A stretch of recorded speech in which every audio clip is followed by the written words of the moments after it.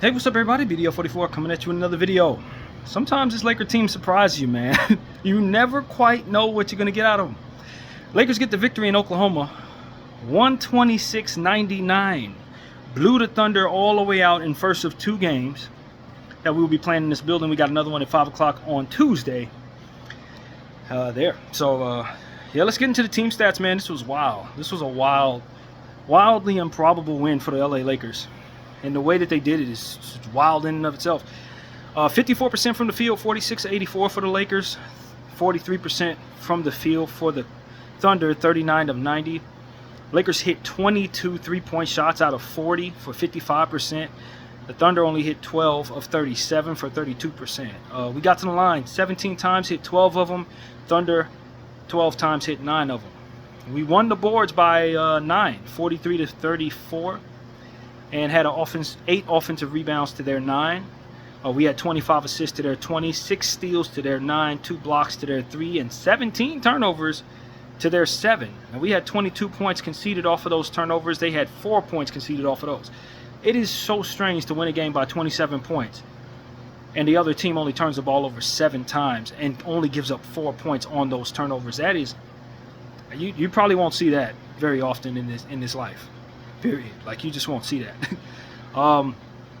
We had 8 fast break points to their 13. We had 36 points in the paint to their 46. We were up by 29 at one point in this game. They were up by 3. We never actually cracked over 30, surprisingly enough. We hovered above 20 almost a good portion of the 4 quarters. Speaking of which, let's look at what happened. We started off with a 42-32 first quarter, followed by another big quarter, 36-24. And then we had a 25-21 quarter, beat them there, and then 23-22 in the fourth. So we beat the Thunder in all 4 quarters. All 4 quarters. Unreal. So let's look at the winner stats here, man. Rui Hachimura had 11 points, 1 block, 1 assist, 7 rebounds, 2 offensive boards, 4-10 from the field, 2 of 6 from behind the arc in 32 minutes. LeBron James, 9 of 16 from the field, 1 of 1 from 3, 19 points, 1 steal, 7 assists, 3 rebounds, 2 of them offensive boards. Jackson Hayes, 3 of 4 from the field, 7 points, 5 of rebounds for Jackson. Luka Doncic, 11 of 20 from the field, 5 of 11 from 3, 30 points, 2 steals, 6 assists, and 7 boards. Austin Reeves, 7 of 15 from the field, 4 of 8 from behind the arc, 20 points, 1 block, 1 steal, 3 assists, and 2 boards. Dorian Finney-Smith, 4 of 5 from 3, 14 points, 2 assists, and 7 boards. Big bounce back for him, plus 28, led the entire team there. Jared Vanderbilt, 0 of 1 from the field, 3 points, 2 steals, 1 assist, 2 boards. Christian Coloco chipped in with a rebound in 2 minutes. Gabe Vincent, 4 of 7 from 3, 12 points, 3 assists, and 3 boards, and plus 21 there for him. Second overall, plus minus for this team. 2 of 4 for Jordan Goodwin from the field, 4 points, 2 assists, 5 rebounds. Bronny James chipped in with a rebound and hit a 3-point shot, 1 of 1 from the 3. And Dalton Knecht was also 1 of 1 from the 3 for 3 points. Let's look at the opponent, whom we were able to overcome tonight. 4 of 6 from the field, 2 of 3 from behind the arc for 10 points, 1 block, 1 assist, and 3 rebounds for Chet Holmgren. J-Dub, 4 of 14 from the field, 1 of 4 from behind the arc, 7 of 8 from the free throw line, 16 points, 3 steals, 3 assists, and 6 rebounds. Where would he be without the free throws? Isaiah Hartenstein hit all 4 of his field goals, 8 points, 1 steal, and 6 boards. Shai Gilgeous-Alexander, 12 of 23 from the field, 2 of 5 from 3 for 26 points, a block, a steal, 9 assists, and 3 boards. Lou Dort, 3 of 7 from the 3, 3 of 8 from the field, 9 points, 1 assist, 2 rebounds. D. Jones, 5 rebounds, 1 assist, no points. Kendrick Williams, 2 of 7 from the field, 1 of 4 from 3, 5 points, 2 steals. AC, Alex Caruso, old champ for the Lakers, 3-9 from the field, 1 of 4 from behind arc for 7 points, 1 block, 1 steal, 2 assists, and 3 boards. 17 minutes. Isaiah Joe, 2 of 5 from 3, 2 of 6 from the field, 6 points, 2 assists. Aaron Wiggins, 1 of 6 from the field, 0 of 3 from 3, 4 points, 1 assist, 5 boards. And Cason Wallace, 4 of 7 from the field, 8 points, 1 steal, 1 rebound. So that was this box score for both teams. I think the game ball for me will probably go to Luka Doncic. I just thought he was terrific. really playing on both sides of the floor. I actually like what I saw from him defensively. 2 steals there, of course, plus 18. The shot making was on fire. He really led the squad, just made some good decisions. Only 2 turnovers there. Really good game from Luka Don, man. And there was a couple of standout things that I really appreciated. Rui Hachimura's effort on the defensive end tonight was really good from start to finish. His defense, flashing out, using his length to be disruptive. I thought Rui was just as impressive on the defensive end as he was on the offensive end, man. In fact, even more impressive when you consider just how disruptive he appeared to be out there. Extremely disruptive. Dorian Finney-Smith as well, as we clearly see, a plus 28. 14.7 boards. He was terrific, man. Hit all 4 of his threes. Well, he missed 1, 4 or 5. But the issue in the last game was the fact that he shot poorly, along with the rest of our others. So they came back and bounced back very strong on the road against the #1 overall seed, giving the OKC Thunder their 6th loss at home. Maybe the most impressive win. I'm not going to say it's the best win of the season, but it's damn close. Definitely the most impressive, maybe the most improbable, considering who we're playing, how we've been playing, and how healthy both teams ultimately are. OKC has so much more depth than us, but we ultimately had all of our shot makers hit shots, unlike the last game where we couldn't get them to. So that's 4-7 from Gabe Vincent, 4-5 from Dorian, 4 of 8 from Austin, 5 of 11 from Luka. That 3-point shot was superb on both halves, and it was an overall terrific basketball game. Gabe Vincent's shot making, assists, playmaking, taking care of the basketball, no turnovers there, huge for his team. Vanderbilt's energy defensively I thought was helpful. 15 minutes of play, 2 steals. He was really helpful. I wonder how he's going to be feeling. He had a situation where J-Dub fouled him and pulled his arm down in an awkward way on a freak play. They did call a flagrant 1. I'm curious to see if that's going to affect Vando going forward. That looked like that was very painful. So yeah, man, just an overall terrific focused game for the Los Angeles Lakers. 4 quarters of basketball play, all focused. I thought we were much better in the first half than the second half, but we still maintained our lead, still maintained our shot making, still maintained our defensive intensity. I love the energy of Jackson Hayes. It didn't show up in the box score, only 13 minutes of play, but he was really energetic, diving for loose balls. I thought we were great to 50-50 balls tonight as a team. We just wanted it more. Nobody had more than 3 turnovers. Austin Reeves was a high man with 3 turnovers. So I thought we took care of the basketball pretty well against a very good defensive team. Just great energy, great focus, great intensity. Definitely a game that the Lakers obviously had been anticipating heavily. And when this team, the thing that this Laker team has shown me, whether it be with Luka or AD, is that when they have a big game like this, they show up.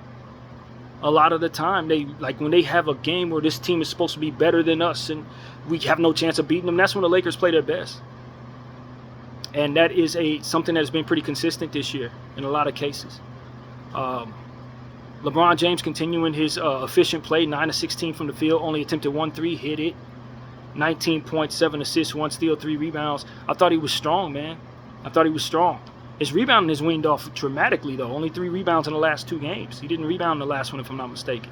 So I don't know where the boards are. It didn't hurt us tonight, but I do think we'll need him to rebound better, just in general.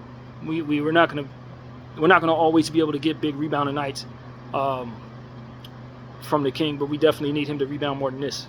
I do believe that. But overall, this was fantastic, man. This is unbelievable, really, especially given how poor the Lakers historically have played at 12:30 games on Saturday on the road. This is a game we've lost a lot of times in my life with a lot of different units over the years. We don't win these games too often, and this might have been the best one we played maybe ever. 12:30 on a Sunday, this might be the best game we've ever played at that hour, especially against this type of opponent. This is absurd. To have beaten this team in this fashion at this hour in their building is absolutely absurd. Somebody made a lot of money betting on this. I'll tell you right now. Somebody made a lot of money betting this spread on this game, because this was not what you would expect to have happen. The OKC Thunder, I don't know if this is anything or not, but right now they are officially on a 2-game losing streak, and they've been getting blown out in both of those games by quality Western Conference contenders. Going into the playoffs, with this only being, 5 games left for the playoffs, 4 games left for them, this is not a good sign for the OKC Thunder, especially given the fact that they were 100% healthy. Ain't nobody missing out there. Only person they were missing was Jay Will. Would you think he's stopping this? I don't know if I should read into this at all. Maybe they're just taking their foot off the gas a little bit. But this is not a good sign, man, because they've been beating the hell out of teams all the way through March, including teams like Boston. That's the only real team, honestly. Milwaukee. They ain't really been playing too much hard teams, to be honest with you. I think that's kind of what it is that we're looking at here. Houston and the Lakers came in with a certain level that they hadn't had to play all month long. You look at their roster since the 12th of, or rather their schedule since the 12th of March, where they won a million straight. Boston, Detroit, Milwaukee, Philly, Charlotte, Clippers, Sac, Memphis, Indy, Chicago, Detroit. Now, some of those teams are legitimate playoff teams, but are any of them of the level of OKC? No. So those are easier games for them than they would be for most other teams. I look at Detroit against OKC, they're supposed to beat them. I look at Milwaukee against OKC, they're supposed to beat them. The only team that's of their caliber in that is the Boston Celtics. Now, granted, you may say, well, there's only 2 or 3 teams in their caliber, but that's not the point I'm trying to make. The point I'm trying to make is they've been playing against a bunch of softness over the last month, and they ran into some teams that they need to be able to beat 4 out of 7 times, and they got blown out. Houston, 125-111. The Lakers, 126-99. If I'm Dagnall, I feel a little concerned, and this next game on Tuesday, if it goes the same way, OKC's in trouble. OKC, I see a chink in their armor. Maybe it's finally time for them to start losing some games. Maybe this is the only 2-game losing streak they have on the season. Well, I'll take that back. Back on 11-17 and 11-19, they lost a 2-step against Dallas and San Antonio. Texas 2-step they lost. Other than that, they ain't had 2 back-to-back losses all season long. And the fashion in which they lost this game, and the fashion in which they lost to the Houston Rockets, when you couple the fact that they have lost 2 games to the Houston Rockets, they lost to the Golden State Warriors, they lost to the Minnesota Timberwolves, they lost to the Denver Nuggets. They're losing to contenders, y'all. Milwaukee beat them once. Denver beat them once. Now, you would say that is a good sign. Cleveland beat them once because they have been beating all the teams they're supposed to beat, right? But when you look at OKC and you look at the losses that they've taken on, they've all been against teams that they must beat in order to get a championship. I will read them all off to you. Denver 124-122. Golden State 127-116. Dallas, when Luka was on the team, 121-119. And I'm only reading off the contenders. They did lose to San Antonio. You don't care about that. Houston 119-116. Milwaukee 97-81. I believe that was the championship game for the in-season tournament. When they only scored 81 points, couldn't hit a shot. Cleveland 129-122 in a thriller. Dallas 106-98. I believe Luka was gone by then. I believe Luka was gone by January. Was he still on his team? Let me look. Kai was down there. Dinwiddie, Marshall. I think. Yeah, I can't tell you if this trade had already been done or not. Do I see my guy here? I think this was before the trade. But Luka was out. But they lost to a Kyrie-led team with Dallas. Golden State 116-109. Minnesota 116-101. Minnesota again 131-128 in overtime. Denver 140-127. Houston 125-111. Lakers 126-99. Those are the losses they've taken on. And I think the only other loss the only loss I didn't even mention was against Wemby, who you know is a top 5 player in the league, and his Spurs, for which we glossed over. Other than that, they haven't lost any basketball games, which is very impressive. Two big wins against the Boston Celtics. They've done some wonderful things, but there are teams that they've lost to. Minnesota, Houston, Golden State, us, Dallas, Denver. These are the teams that you got to prove you can beat. And while they did win some games against those teams, They are vulnerable against teams that play at a certain level, is what I'm saying to you. Now, they got us coming up next, and then they'll be able to lick their wounds one way or another with Phoenix, Utah, and New Orleans, for which they will not lose any of those games if things go right. Unless they decide to rest people, they should beat those teams. Unless they just continue to play poorly, for which they are these last 2 games. For their standards, especially tonight. All I'm saying is, if you're a contender in the Western Conference, you have had some success against this team. Nobody else has, but if you're one of the teams that must be beaten in order to win the championship, chances are you've already beaten OKC once. That's a real thing, man. That's a real thing. So, as we look at the standings, the Los Angeles Lakers, having won this basketball game, 2-game winning streak, 48-30. Very good record when you consider what we thought we were going to be at the beginning of the season. 3rd overall seed, of course, we continue to harbor that.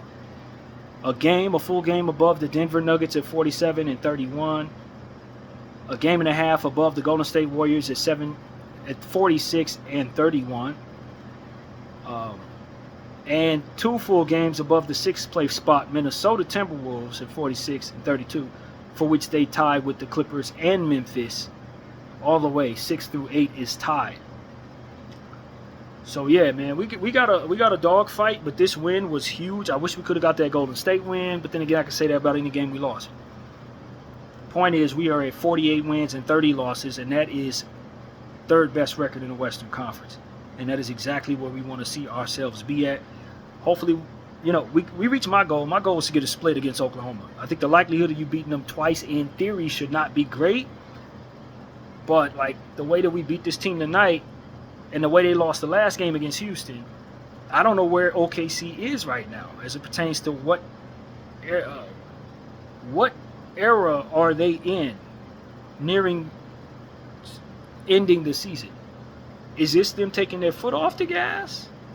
Or is this them showing that they're a little vulnerable against certain teams that they need to beat in order to win the championship? And if that's the case, we're going to see how we play against them on Tuesday. I know they're going to... I have to assume they're going to come out with a vengeance. I'm not going to sit here and lie to you guys and say I would be terribly surprised to see them beat us by 27 on that game. Especially the way we beat them tonight. They probably going to want to come out with a vengeance. But, there may be something there, man, as it pertains to a chink in the OKC armor. There may be something there, man.